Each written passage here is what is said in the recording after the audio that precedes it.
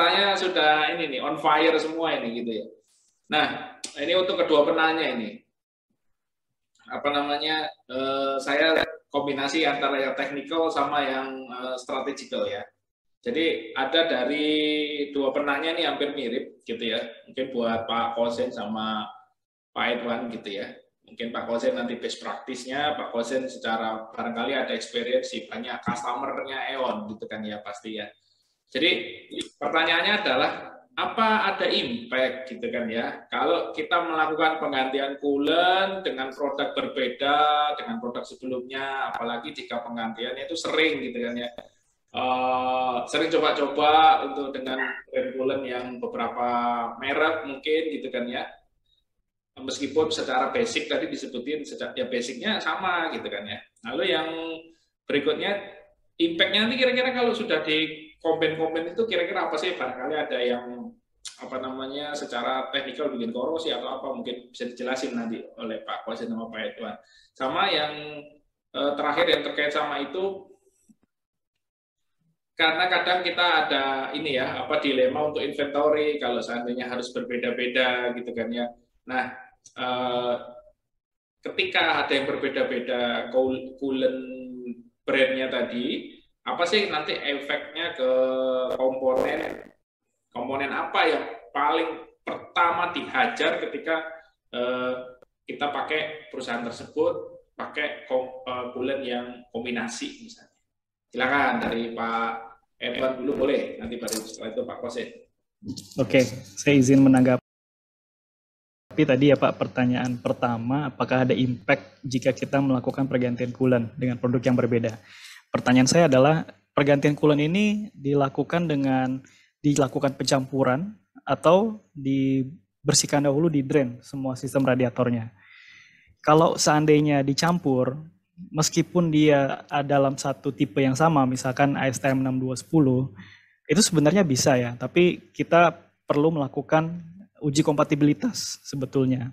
Nah, makanya kondisi yang ideal untuk dilakukan pergantian itu adalah melakukan pembersihan dahulu, flushing di dalam sistem pendingin radiator. Setelah di flushing, setelah semuanya bersih, coolantnya sudah sudah yang sebelumnya sudah dikeluarkan, sudah bersih, baru dimasukkan coolant yang baru. Nah, kenapa? Resikonya apa? Impact-nya apa? Kalau seandainya masih ada coolant yang lama, dikhawatirkan nanti takutnya coolant itu tidak kompatibel. Justru nanti kalau coolant yang tidak kompatibel, itu bisa menyebabkan terjadinya endapan di dalam sistem. Dan berikutnya juga apabila terjadi ada problem, untuk root cause analisisnya itu nanti akan sulit, karena kita coolantnya kecampur. Jadi kita untuk menentukan masalahnya ada di coolant yang mana, itu akan jauh lebih sulit karena tercampur. Itu aja Pak Tommy, karena yang paling penting jangan sampai seandainya coolantnya dicampur nanti malah timbul endapan, tidak kompatibel, yang justru malah nanti menyebabkan terjadinya overheat. Ya, silakan Pak Kosen mau menambahkan. Ya, saya mengamini aja, sekalian nambahin ya. Jadi gini, pertanyaan ini kan sama kayak pertanyaan, Pak, boleh nggak sih kita nyampur merek oli yang berbeda-beda gitu ya?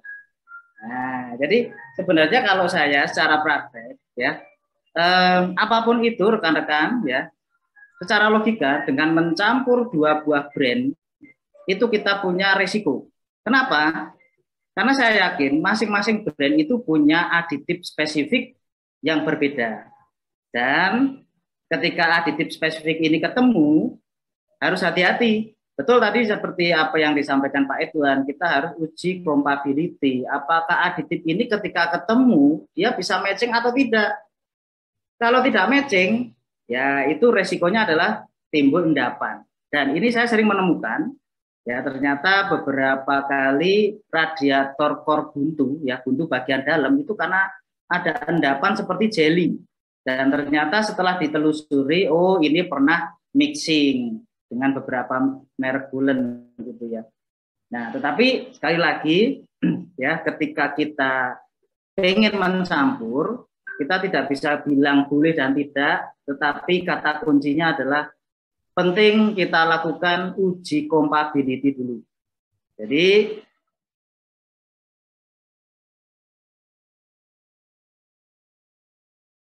sebelum dipraktekkan nih ke lapangan, jadi kita uji dulu di luar.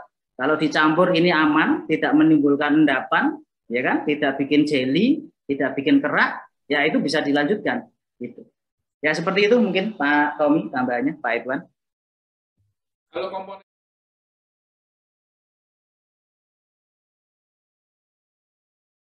yang pertama kali kemungkinannya kena tadi Pak Kosen? Radiator, Pak. Radiator ya langsung ya. Oke. Jadi itu tadi pertanyaan dari Pak Bunyamin dari PT Buma dan juga Pak Robi Dimami dari PT GMT. Itu ya, perlu mempertimbangkan kalau dicampur nanti ada efeknya karena ada aditifnya itu sendiri yang kemungkinan possibility untuk ada menghasilkan jelly atau endapan seperti yang disampaikan Pak Edwan sama Pak Kosen. Nah, ini sekarang pertanyaan teknis nih, teknis banget. Dari Pak Ranran Buma dan dari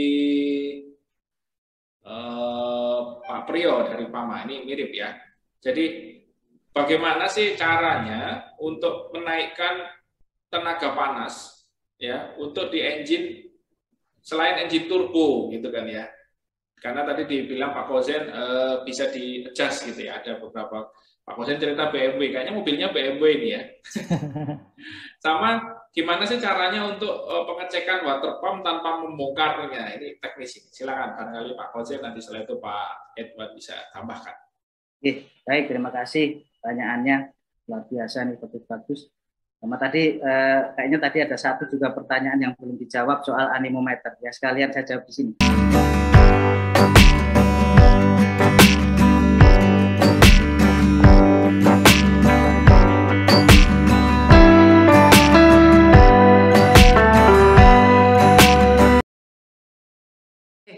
Rekan-rekan sekalian, tadi di depan kita sedikit mengulas kembali definisi internal combustion engine dan secara garis besar disimpulkan bahwa spesifikasi di atas kertas pabrikan ya itu baru 35 sampai 38%. Artinya masih bisa kita improve. Nah, kalau ada pertanyaan bagaimana kita mengimprove, ya jawabannya kita kembali ke definisi. Engine itu kan outputnya power didapat dari apa? Pembakaran. Ya, kalau kita pengen power naik, otomatis yang diperbaiki pembakarannya. Gitu. Nah, caranya gimana ya? Tadi banyak. Pertama, yang paling gampang kan turbo tadi itu ya. Turbo itu apa sih? Turbo itu kan pada prinsipnya memompakan udara secara paksa ke dalam ruang bakar, sehingga massa udaranya lebih padat, lebih banyak. Itu kadar oksigennya lebih padat, sehingga kita punya massa udara lebih banyak, kita tinggal mengejas AFR-nya, ya komposisi fuel-nya, pasti di situ akan terjadi ledakan pembakaran yang lebih tinggi. Itu atau kita bicara basic teori turbo. Terus, nah dewasa ini engine didominasi fuel system elektronik atau electrical fuel injection. Nah, ada macam-macam tuh produknya, ada common rail, ada extreme pressure injection, ada PDE injection, ada HPI, macam-macam itu produknya. Intinya apa? Intinya sistem elektronik itu kan mengontrol kapan dan seberapa lama bahan bakar disemprotkan. Siapa yang mengontrol? Yang mengontrol adalah ECU atau Electronic Control Unit, atau ECM juga boleh ya, Engine Control Management.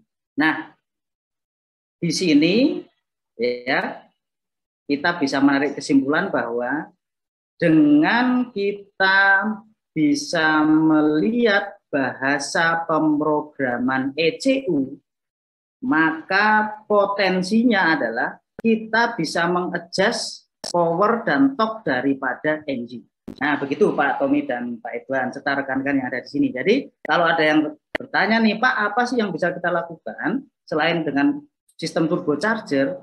Ya, karena kita sekarang engine elektronik, ya syaratnya adalah kita bisa tahu bahasa pemrograman di ECU, terus kita adjust.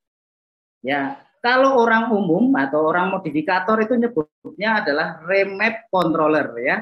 Mungkin rekan-rekan pernah dengar ya, remapping controller. Nah, dengan cara meremap controller, kita bisa mendapatkan grafik, torsi, dan power sesuai dengan yang kita inginkan. Nah, sebenarnya seperti itu, Pak Tommy, kalau kondisi saat ini. Nah, kalau kita mundur ke belakang, ya, zamannya fuel injection pump (FIP) ya, nah, Pak Tommy ini pasti ingat ya, FIP atau Bospom gitu ya, kalau bahasa orang umum.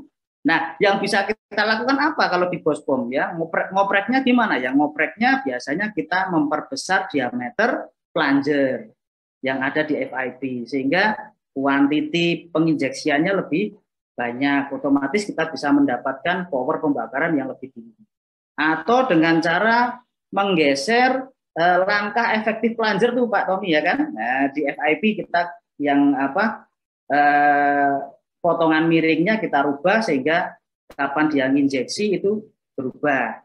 Ya, jadi ya intinya power itu kita dapatkan dengan cara mengejas segitiga api, ya kan? Entah itu bahan bakarnya, entah itu kompresinya, atau oksigennya. Demikian Pak Tommy dan rekan-rekan. Monggo Pak Idwan mungkin bisa menambahkan. Nah, Pak Idwan, bisa tambah. Iya, ini seru nih topiknya, udah ngoprek bagian engine nih Pak Kauzen ya, Pak Tommy ya. Ini berarti pertanyaannya untuk selain di engine turbo ya, berarti mesin natural aspirated ya.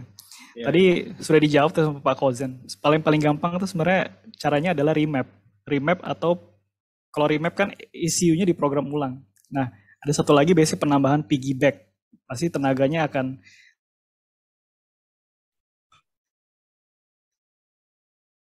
kayaknya putus ya Pak Idwan ya. Iya.